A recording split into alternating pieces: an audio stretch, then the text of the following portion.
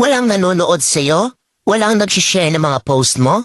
Konti lang ang viewers mo sa tuwing nagda-live ka? Hindi ka sinusuportahan ng mga kamag-anak mo?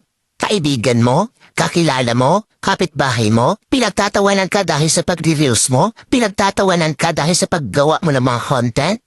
Ito ang tatandaan mo. Huwag kang huminto. Huwag kang susuko. Huwag kang papaapekto sa sasabihin ng ibang tao tungkol sa'yo. Ipakita mo sa kanila na may mararating ka.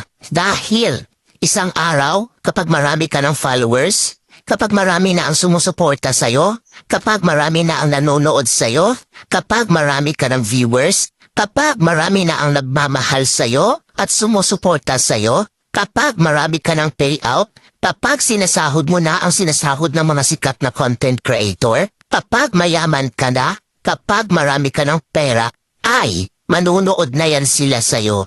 Sila na ang kusang lalapit